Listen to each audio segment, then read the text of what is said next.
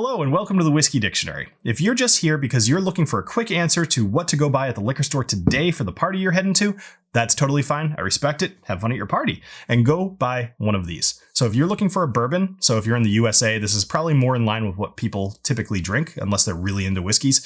So if you're looking for a bourbon, get a Wild Turkey 101, get a Woodford Reserve, or get a Four Roses small batch. Any of those are going to be great and they'll be crowd pleasers.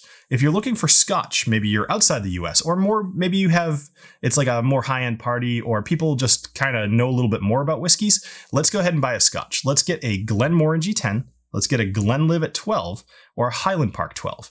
Any of those will be good and they will do you well. So go have fun at your party, come back, watch the rest of the video when you're done. For the rest of you, what I wanted to do here is make a unique list. I didn't want to just make top 10 whiskeys to have in 2021, even though I'm sure that video would do fantastic. There's enough other people making those kind of contents. I wanted to do things that are unique. I wanted to give you suggestions you don't always hear. So let's go ahead and do that now. But if you are new to whiskeys, keep in mind that I have made beginner buying lists for bourbon, Scotch, Irish, rye, and I'll have more of them coming out fairly soon. So check those descriptions down below, and I'll add to that if I ever do any more videos.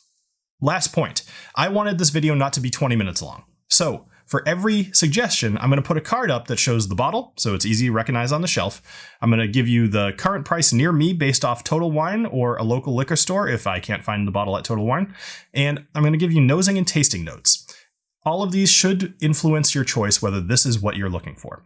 Now, first, let's start off with kind of the intro to whiskey list. This is going to be a little bit more general because I feel like these are all tried and true. It makes sense to suggest these. And then after that, we're going to start getting into the good stuff. But if you are brand new to whiskey, go buy one of these. Johnnie Walker Black. This is actually what started me down my path of whiskey. It's a blended Scotch and it's pretty approachable. Glenlivet 12. This is a fruity whiskey. It's going to change people's mind about what Scotch can be, especially if they often say that they don't like smoke in their whiskey. Monkey Shoulder. This is one that among YouTubers has been promoted quite heavily. It is a good whiskey. There's a lot better, but this is a great one to start with. Buffalo Trace. This one might be a little harder to find, but if you're able to find it, it's an inexpensive bourbon that is very good. Wild Turkey 101.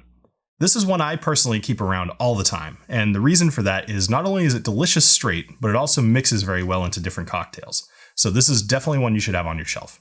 Woodford Reserve Distiller Select. This is one where you're going to really start feeling the hints and impact that oak can give to a bourbon.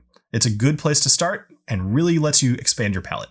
Larceny is going to be a great choice because it's wheated, which means that it's going to be a lot lighter and a lot sweeter than some of the other whiskeys that we've talked about. Less impact from the oak. Although I'm mostly going to stick with bourbons and scotches on this list, I wanted to recommend Jameson, as it is definitely one that most people get into first, and it's a great gateway into Irish whiskey. Maybe you've been drinking bourbon for a while, but you've mostly stuck with names that you recognize from the bar, like Bullet or Maker's Mark. Well, aside from some of the ones I just recommended, here are some other bourbons to really kind of up your game and explore what bourbon can give you. Evan Williams Single Barrel. Now, by definition, a single barrel is going to potentially be different from barrel to barrel, but for the most part, this is loved for its oaky, vanilla, and spicy flavors. Old Forester 1920 only recently came into my possession, but it immediately found its way onto this list. It is a great representation of what bourbon can be. It's sweet, it's chocolatey, it's got a graham cracker note, really good. Old Grandad 114 is a little bit different in that I would suggest adding some water to it because the alcohol can overpower a bit. But once you get past that, you're going to find a fruity, spicy, delicious bourbon. Iron Root as a brand, anything from them is going to be good. But specifically, I'm going to recommend the Harbinger. Now, they're doing some weird things with corn that are going to potentially really change the game for you as far as drinking this. You're going to find some new flavors and some new things to be interested in. Four Roses Single Barrel remains to this day one of the mainstays as far as single barrels go and what I judge other single barrels against. There are lots of different variations here, and so you can buy multiple of this type of bottle and have multiple different experiences. It is definitely one you should have on your shelf. Now, if you're wanting to move from bourbon into Scotch, which is an admirable goal, by the way, I would suggest a couple of different things. There are two different paths I would take here. The first of which is to go to Scotches that really kind of exemplify the fact that they are aged in ex-bourbon barrels. For example, Auchentoshan American Oak. This was specifically made by the Auchentoshan Distillery to bring in bourbon lovers. So this was made specifically for this list. How could you go wrong? Speyburn Aranta. This one is essentially bourbon in a Scotch glass. This is toffee, vanilla, honey, and a few other notes that you're going to be getting out of your bourbon. The price isn't bad either. Last on this list is Glen Grant 12. This one is more in the lines of the fruity flavored bourbons. For example, the apple notes, the pears, honey. These are things that are in bourbons, they're delicious, and it's a great transition into Scotch.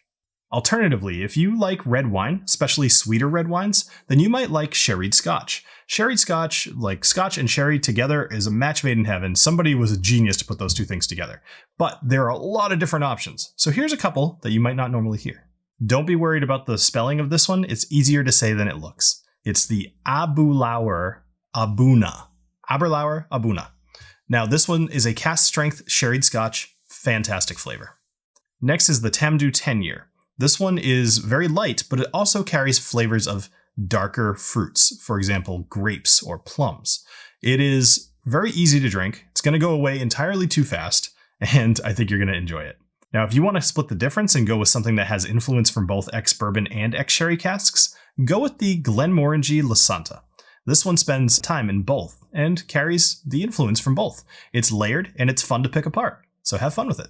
Now, if you're trying to up your Scotch game from Johnny Walker or Monkey Shoulder, and maybe you are among the many who do not like smoke in their whiskeys, I hear it all the time. It's one of the biggest complaints. So here's a list of non-smoky tasting Scotches that are going to really give you a lot more to explore. First is the Bruichladdich Classic Laddie. This is an unpeated Scotch, so you're not going to have any of that smoky flavor, but it is very smooth, it's easy to drink, and I mean, frankly, that color is fantastic. The Altmore 12-year Foggy Moss. With a name like this, you might think it's going to be a little weird, and it might be, but it's not going to be smoky. What it is going to be is vanilla, honey, and a touch of grassiness to it. So again, something fun to pick apart. The Dalwhinnie 15. This is one that's inexpensive, it's clean, it's crisp, it's delicious, and it's going to make for a very easy daily sipper. Tomatin 12 has a bit of a unique taste to it, where it's taking on the trees, kind of. Think of pine, think of cedar, think of, not trees, but heather. It's got a lot of fun flavors in there and something a bit unique. Now for a personal favorite is the Anneau 18. You could get the 12 as well. The 12 is perfectly fine, but the 18 is what I'm recommending here because it is something that I have loved to share, and everybody who's tried it has just been wowed. This takes on a sherry flavor, and honestly, just buy it. And now for the last category here, just something completely out of left field that you're probably not thinking about normally.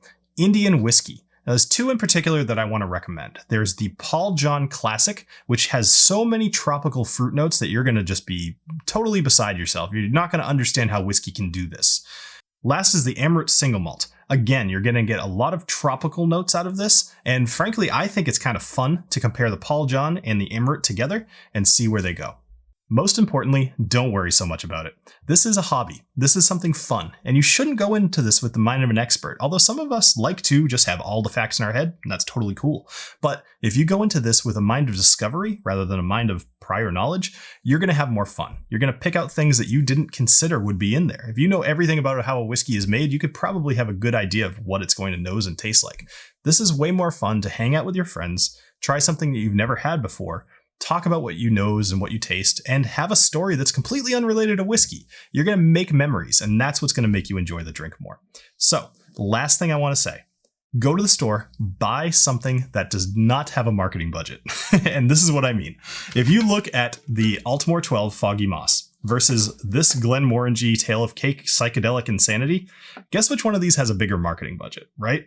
But this is how you're going to find hidden gems. You don't buy things that everybody else is going to buy. You might end up with a couple of really bad whiskeys, but more likely you're going to end up with something fun and unique that you can share with your friends. So, thank you all for joining me here on the Whiskey Dictionary. Just want to say a quick thank you to all of my patrons for helping to support the making of this video, and I hope you all have a great rest of your night. Cheers.